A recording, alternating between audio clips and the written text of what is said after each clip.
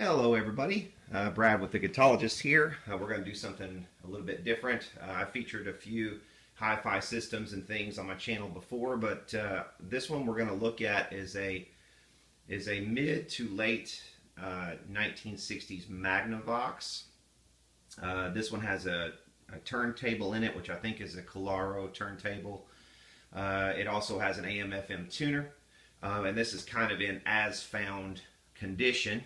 But we're going to take a look at this thing, kind of tear it down. The turntable appears to be frozen, which I will show momentarily, and we're probably going to service that. If that sounds like something you'd be interested in, stick around. Alright, here's the tuner for this unit, and as you can see, it's AM/FM stereo. It has several different selections here on the input selector.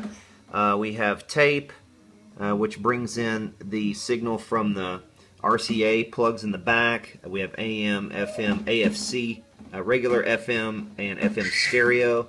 We also have stereo phono way over here as a selection. We have a balance here and a loudness on the outside. Treble control. Right now I'm using the FM AFC because this seems to snap two stations a little easier and bring them in with less static. The mono FM works as well. On some of these FM stations, they sound better than either of these, but it just depends on the strength of the signal. Our on-off switch is on the bass control, which is unusual. I'm not a real fan of this. I mean, this really is not a very intuitive way to set things up. You got your tuning down here, your bass with your on-off switch in the second position, which is just weird. And then here's your selector, and again, you have your treble way the hell up here. So your bass and your treble are this far separated. You would think they would be together, but nope. So that's one thing I really don't like about it. Also, this knob is a bit loose, feels a little bit cheap. It might be able to be tightened, but I'm probably not going to bother with it. I did have to replace the bulb in this. At nighttime, it lights up all these numbers real nicely. It's kind of hard to see right now since it's day. You can see here I've actually drilled a hole down here in the cabinet in order to run a cable through and plug in an old iPhone that I used to use, and I'm going to use this for streaming. But I thought maybe we would run through some of the FM stations and AM stations first, just see how many we can pick up.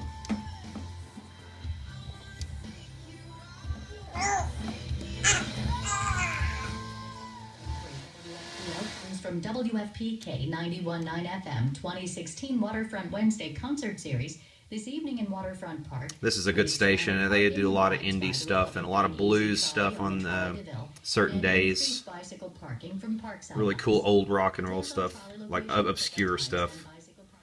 More of a hipster station. This is one I listen to almost all the time anymore, really classical. Which comes in well. The other side would say, of course, that this is too much, and some states just simply won't be able to achieve it. Yeah, this case is fascinating on so many levels, including...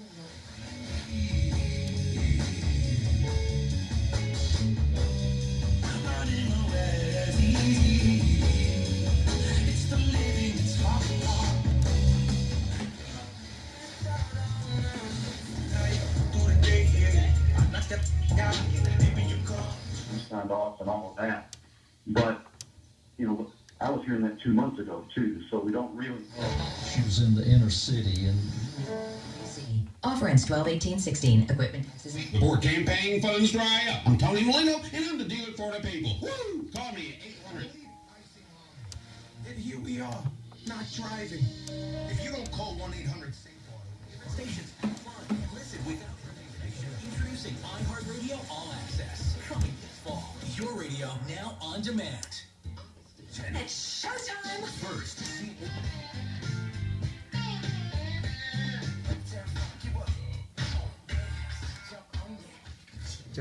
couldn't see that coming, could you? This is the show being called easily the best network comedy. Make chocolate that not only tastes good, but does good. We source our cookies. Her whole life. When she was 9 years old, her village pastor came to visit with her and said, "Charlotte, are you..." Said, "Charlotte, you're possessed by the devil." Get out.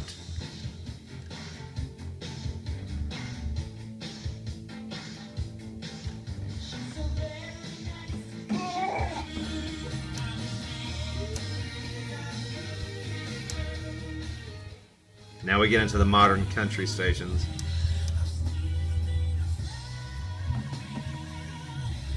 Actually, not that one.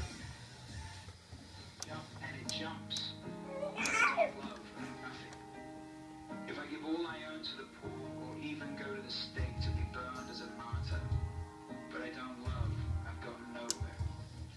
Slow roasted chicken breast for a flavor that's sweet, savory, remarkably bold. Boar's Head Ichiban Teriyaki. Go to ziprecruiter.com/plan. That's ZipRecruiter. So yeah, a lot of stations coming in on that FM. Let's move past the other two. Actually, I can go back to AM.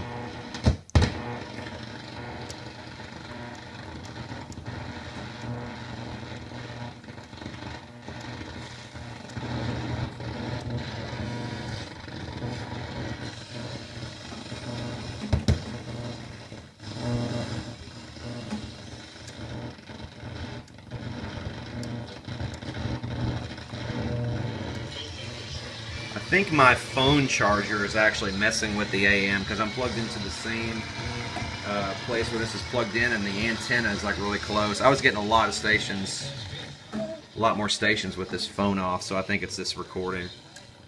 I'm not going to be able to get anything in on AM. Hey, here's what you got to do. Once in a while, you got to turn off your devices and turn on your lights.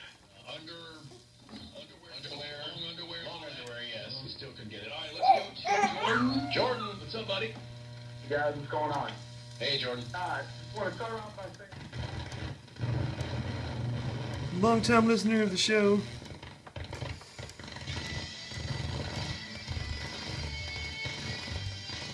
Yeah, it's definitely this phone that's doing it, without a doubt. So anyway, enough of that.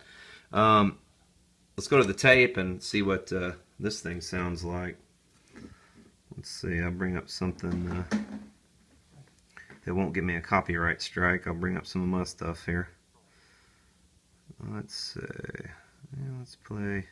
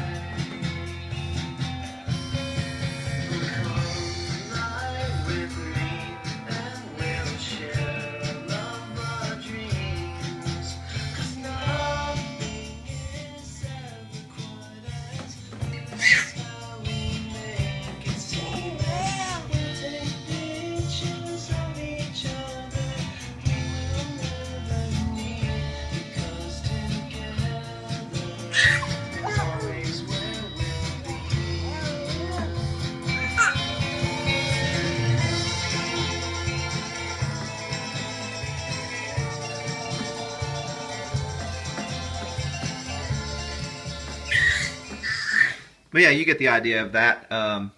So that's pretty cool. Let's check out the turntable. And here is the turntable. It looks like at first glance, like one of the cheap plastic turntables, but I assure you it's not. It's all metal, platter's metal. So it's a heavy metal turntable. It does look like some of the later plastic ones that were plasticky and gray and real crappy. But I have it in the on position at the moment. This one has the elevated control. Right now it's on, let's see, the speed. We'll start with the speed on 78, and you'll see how far off this thing is. You see how slowly that's turning on 78 speed. But here comes the changer. But you can just tell it really is in desperate need of lubrication. So what we're going to do, we're going to open this thing up and lubricate it. And also the stylus is just way far gone. But look at this thing. It's just like creeping death happening there.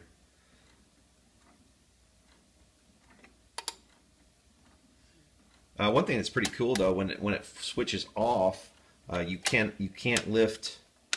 Whoops! I think I raised it too soon. But you can't lift the arm off of its rest, which is kind of cool. There's a little hook that comes up and holds it, so you can't accidentally, you know, hit the thing when you're changing records and mess up your stylus.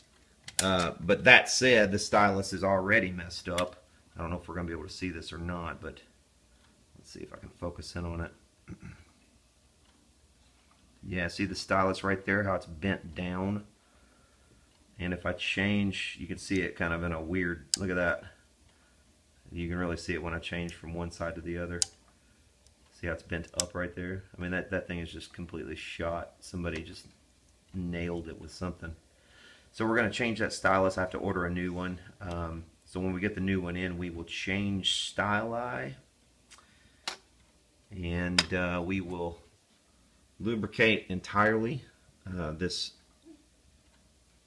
platter and just every other mechanism inside of it. We'll check the idler wheels, see if they need any kind of treatment. And that's let's take a look at the back.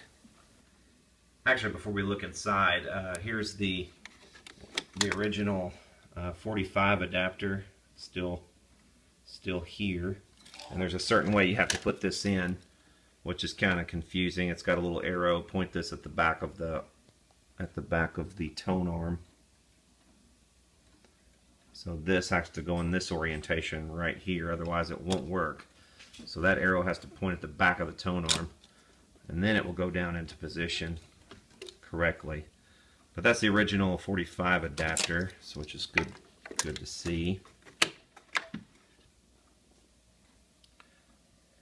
Also, that we have a couple of locks here. This one, if you push the whole turntable down and then put it in the lock position, that's your shipping locks. There's one over here too. So you push it down, push it over, and the springs no longer operate. So it's actually cinched down in there.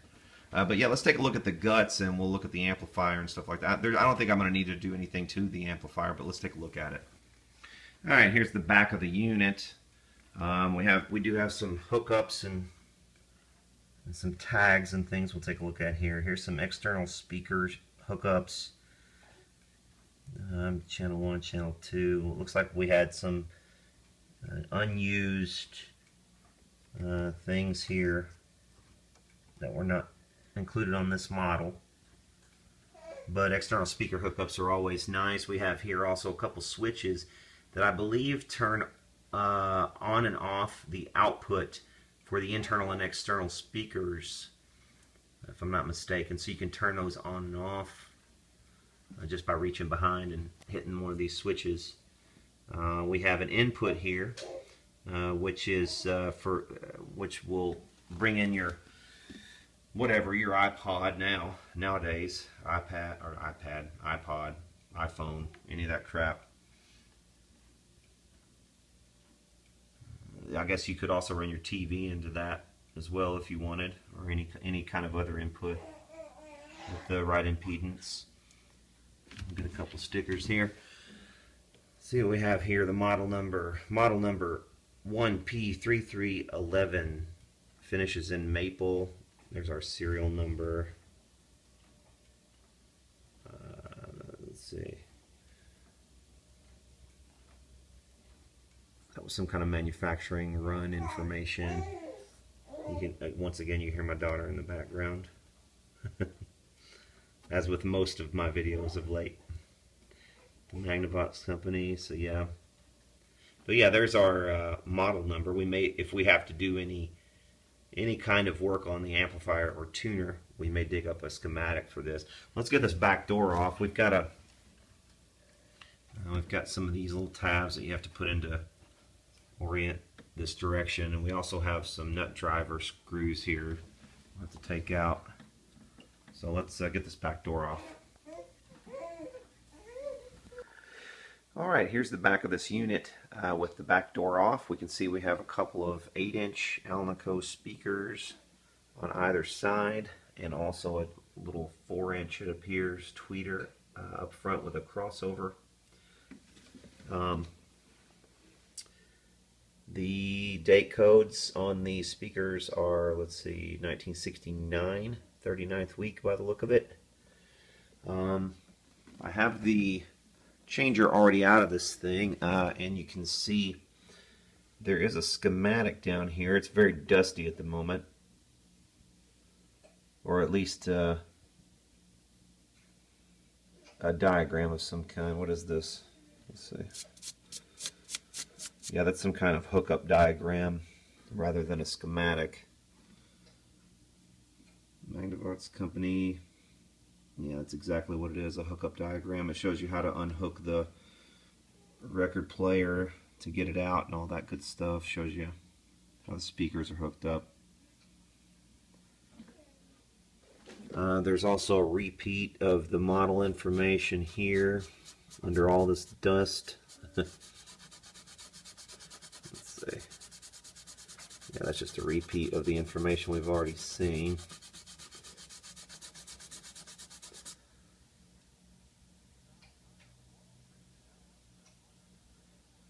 Fort Wayne, Indiana.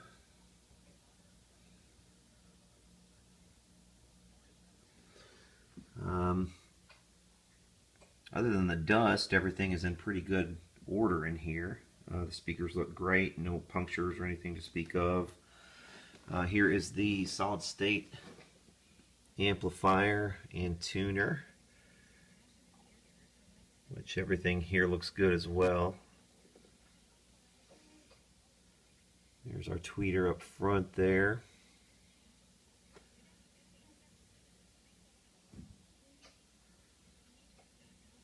And this one, I guess by 1969 everything was on board, so you can see the transistors and everything in there. This one's completely transistorized. Here's another little tag that's fallen off. It looks like it has some kind of little chassis number or something on there. Who knows?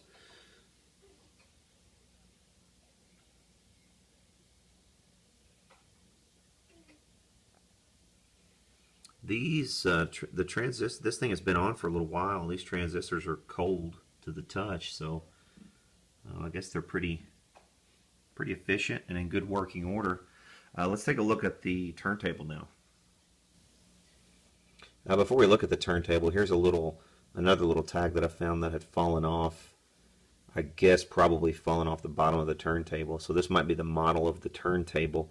And I don't know if this turntable is a Collaro or a BSR or what it is. It does say made in England, so I guess it could be either of those. W701/03/01. I guess that's the model of the turntable, perhaps. So I'm not really 100% sure, but I think this is over here underneath the turntable, so I'm thinking that tag probably fell off of the turntable. Let's get a look at the turntable out of the unit. Alright, here's the turntable out here on the floor, and the lockdown mechanisms, these actually double as holders for the turntable. So if you want to get the turntable out of the cabinet, all you have to do is turn these to the side if you have one of these, and that allows you to lift up on the turntable. You have to be very careful though too, because you have to unhook a couple of things, a couple of the wires, but it's real convenient because they are they just snap in. One of the wires gets hooked in here, right there. The other one gets hooked in right there. So you can just unsnap both of those and pull the whole turntable out. Pretty good looking turntable. The only complaint I guess I would have is that this big wheel here is made of plastic. Maybe they did that for noise issues while the changer was operating. I'm not sure, but this is part of the changer mechanism, and it looks like some of the teeth have been worn down. I'm not sure if we can see that or not. Let's see. There we go. Yeah, it looks like some of these teeth have just been kind of worn down over the years from use. So that could have been better designed. A metal one would have been nice. Here we see a 1969 23rd week date code on this motor, which we are going to lubricate. We'll pop this off right here and lubricate the motor. And we'll also come in here and lubricate anywhere else where we see there was lubrication before. This was lubricated. And we'll just kind of clean this off as best we can. Re-lubricate all these points. As a matter of fact, everything that has a shaft, everything that moves against something else, we're going to lubricate this entire thing and get it back into working order. But let's just get a look around here for just a moment at the turntable.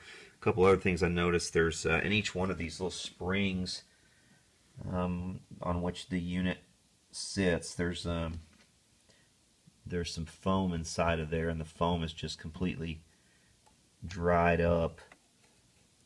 So it might be a good idea to stick some foam, some new foam down inside each one of these. That's probably good for noise suppression, transfer of noise into the turntable while it's playing. I would say it just kind of helps with that. Well, these aren't actually, yeah, they're crumbling and whatnot, so those do need to be replaced. So I'll try to find some good foam to stick in there as well while we're at it. I'll lubricate all of the changer mechanism and everything as well. We need to take the turntable platter off. And the way to do that, there's a little like clamp here that you have to get a screwdriver in and kind of work off just like that. Usually they're pretty simple to get off, but that's what you have to remove in order to remove the platter. And once you do that on these, and most turntables are built very similarly, so even if your turntable isn't exactly like this, it'll come apart in a similar manner. But let's I'm gonna have to use both hands, I think, to get this turntable off. But let's get the turntable off of here. Okay, there's our platter pulled up and off of the unit, and here's the bottom of it.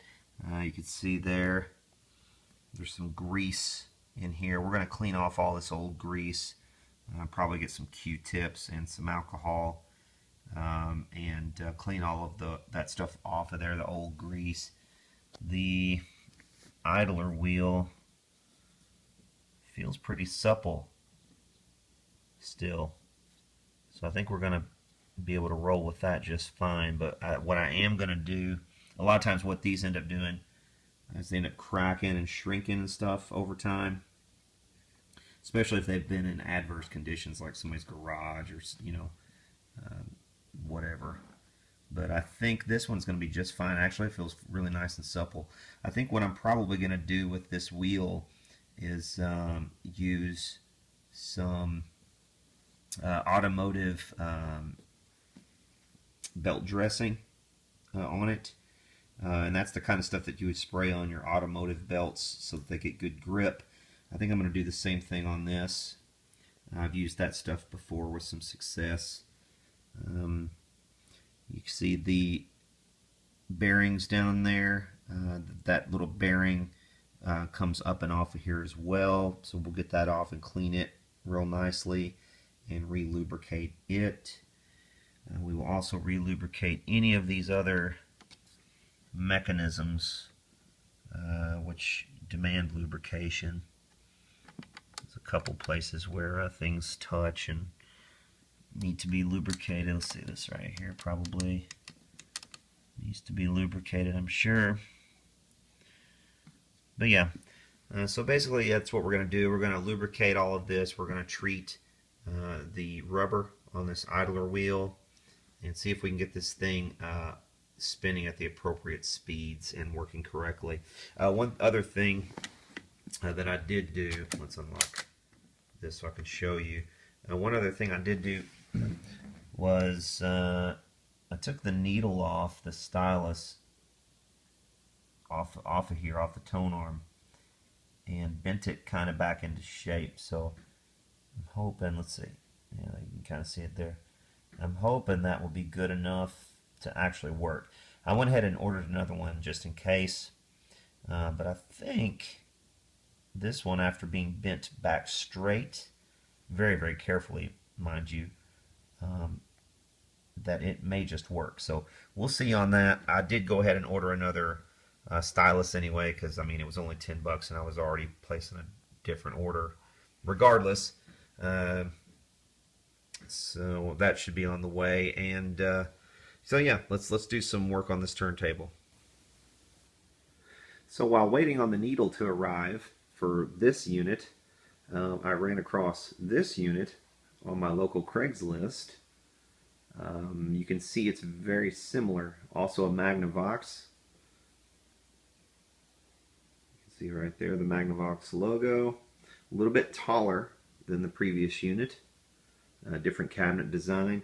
This cabinet design, the front panels are actually made of a plastic. Those are not wood. That whole bit right there that fits on is a plastic.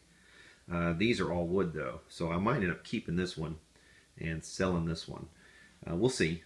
This is a great unit though. It sounds great. You wouldn't know there was any plastic in it just by listening to it. But this is a little bit of a better looking unit, I think. Laid out differently. Both the tuner and the changer are on this side in this one. Different style changer. I think this one might also be a BSR changer though. It's definitely British. I believe this is the same actual tuner, but the knobs and everything just look different. Then this one is called the Astro Sonic. They also took my advice, I think, on this one and laid the controls out a little differently. The on-off switch is on the treble, and they've put the treble and the bass together, which is good. And I've got to move the tuner up to there. This unit does work.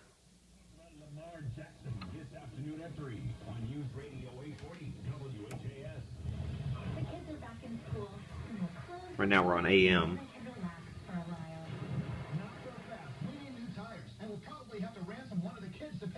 Not at Ken Towers.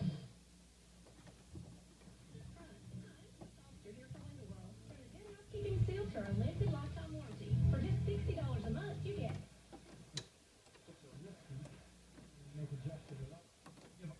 degrees at a college or something like that. There is the spirit of the Eagle Award, generally only in it. There's FM. because I want them to have the same experience. Genesis Diamonds, where Louisville gets engaged. Shelbyville Road Plaza next to Trader Joe's.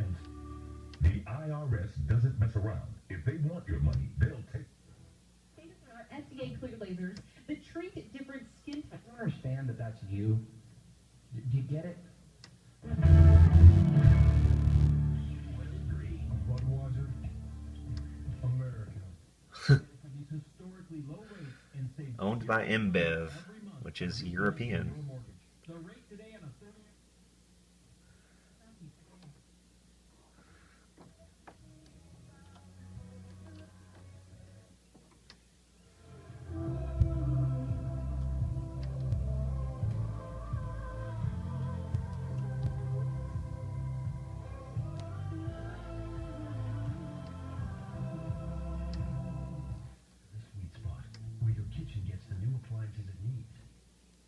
So yeah, good tuner, really works well.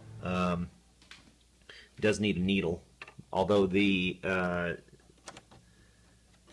it does work, the turntable, and it seems to spin at the correct speed.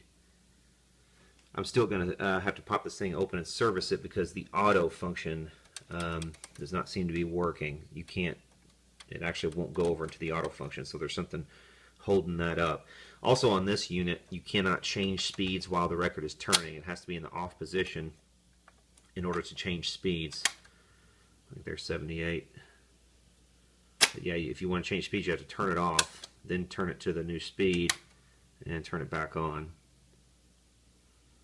I guess that keeps the wheel from messing up on you, from getting gummed up. But yeah, I'm going to need to find a needle for this one as well, so I'm going to have to go back on the web and do some searching, figure out what I need here. Probably pop this one off. But yeah, I just thought I would show this unit as well. It's interesting because by combining the two on this side of the cabinet, they actually freed up a lot of space, more space for records. You see the difference in space that you have for storing records. This is your selector switch for your speakers, internal, external, or both. And over here is probably where I'll put some kind of area for hooking up an MP3 player or Bluetooth or something like that later. But see, you kind of have limited record storage on this one. This one's much bigger, or I say much bigger. It could probably fit another 10 records in there. But yeah, super interesting to see two side by side that are this similar. Let's look at the back. I do not see a model number on it.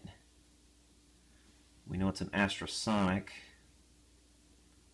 There's probably was right there, and I bet there's another one inside the unit.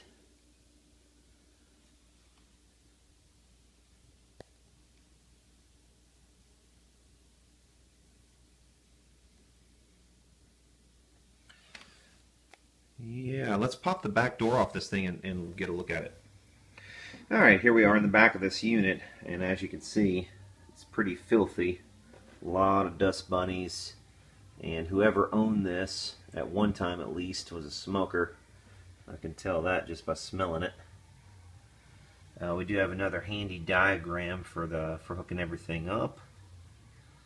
We also have, I uncovered, after searching around under the dust bunnies, found our model number and everything here. Let's see what we got.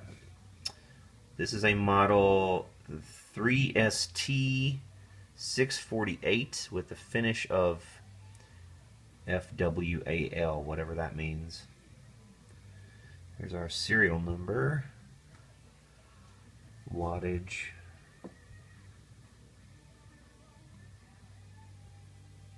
again, Magnavox Company, Fort Wayne, Indiana. This chassis is a different chassis, so it's not the same. This one is actually, this one doesn't have the board exposed like in the other one. We have a little board here, but most of the electronics are underneath inside of this chassis here. So in order to service it, I guess you would, yeah, you come over on this side and take these bolts out over here to get it out. And I guess there's a couple other bolts up here. Yeah, I guess that bolt would come out, and there's probably one over there. Yeah, there's one over there as well that has to come out to get the chassis out, which I may end up having to do because we got a lot of dust bunnies and stuff inside, underneath the glass, inside the tuner. So I probably would like to remove, so I might end up getting this chassis out of here. There's a lot of cables that would have to be taken off to get the chassis out. I don't know if I want to mess with that or not. The first thing we noticed, though, is that this thing has a different speaker configuration. These are 12-inch speakers as opposed to the 8-inch speakers that are in the other unit. And it also has horns for the highs.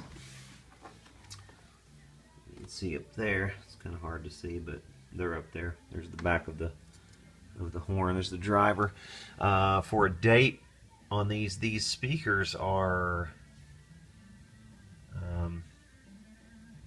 CTS 40th week of 1965.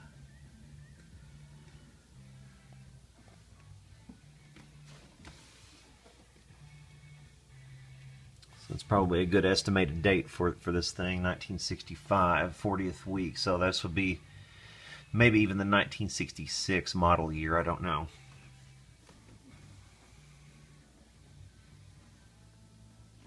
This one is a little better unit. There are 2 lights as opposed to just the one. Actually, I say 2. There's actually 3 lights up here. There's one here, one on the other end of the face, and then there's another light here for stereo indicator, and there's another light that goes down there on and mounts to the front of the chassis so you can tell the unit is on from the front. And there's a little pinhole on the other side. You don't notice it, but I think that one is out, so I'm gonna have to change that light bulb right there.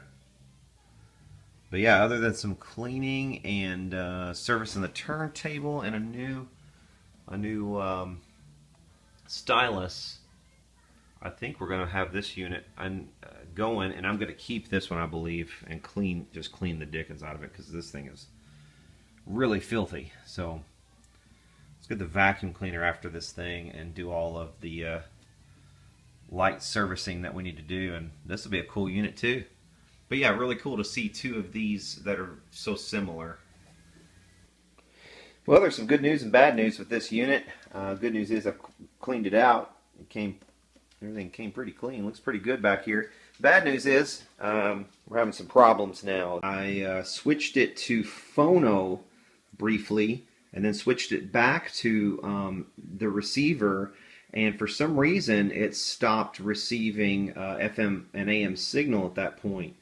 Not sure what happened, but eventually I just messed around with it for a bit and then turned the unit completely off and waited.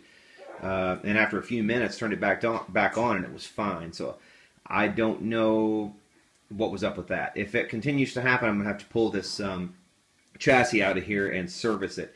As for right now, it seems to be working okay again. But I took the top off of this thing, and if you just remove the top panels, and the panels just come right up and off of there. If you remove those top panels, you can also remove the center section panel.